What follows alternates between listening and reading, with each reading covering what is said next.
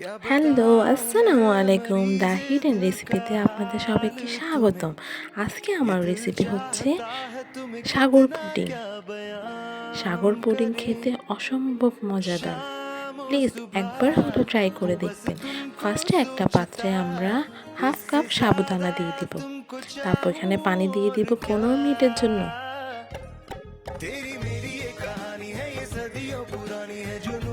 15 minute হয়ে গেছে। এখন আমরা এটা গরম পানিতে দিয়ে দিব।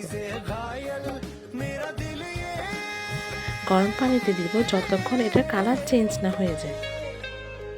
দেখুন কালারটা চেঞ্জ হয়ে গেছে। এখন সেটা আমরা একটা ছাঁকনির সাহায্যে ভালো মতন ধুয়ে নিব।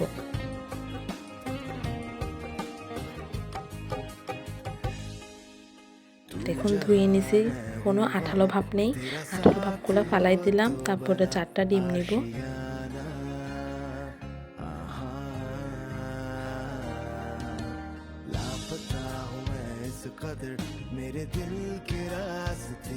চারটা ডিম এবার ফেটিয়ে নিব।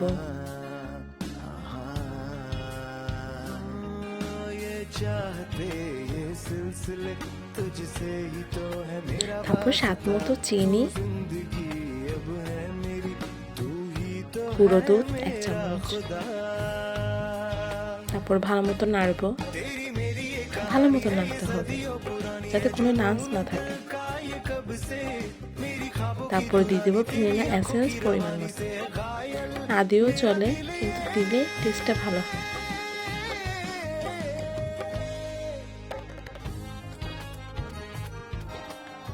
তারপর একটা পাত্রের মধ্যে চিনি দিব ক্যারামেল করার জন্য। অনেক আস্তে লো আঁচে করবেন। দেখুন আস্তে আস্তে কালার চলে আসছে, মাশাআল্লাহ অনেক সুন্দর কালার হয়েছে। তারপর ডিমের মধ্যে দুধ দিয়ে দিব। আস্তে আস্তে আস্তে আস্তে দিয়ে নাড়তে হবে।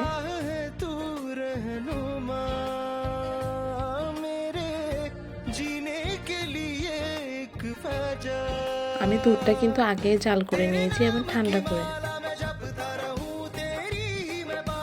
খুব ভালোভাবে মিশিয়ে নিচ্ছি। তারপর ক্যারামেলের যে পাত্রটা আছে সেটার মধ্যে ঢেলে দিব একটা ছাঁকনি দিয়ে। অবশ্যই ছাঁকনি ব্যবহার করবেন। ছাঁকনি দিয়ে ছাঁকলে একদম স্মুথ একটা টেক্সচার পাবেন। তারপরে আমরা সাবুদানাগুলো দিয়ে দিব। একদম হালকা করে নাড়বেন।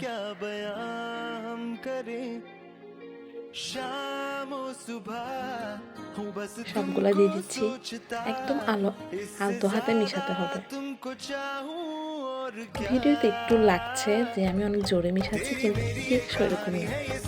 আমি একদম আলতো হাতে মিশিয়ে নিয়েছি এবং গরম পানির মধ্যে ভাপে দিয়ে দিলাম।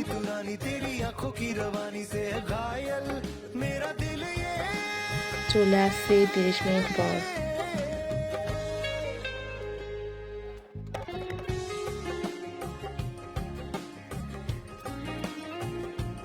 দেখুন তারপর এখন মোল থেকে ছুটিয়ে নিব। আসলে এই কালারটা দেখার জন্য আমি অধীর আগ্রহ অপেক্ষা করি। মাশাআল্লাহ অনেক সুন্দর হয়েছে। প্লিজ কমেন্ট করে জানান তো কেমন হয়েছে কালারটা। অবশ্যই চ্যানেলটি সাবস্ক্রাইব করবেন। Thanks for watching. Allah Hafiz.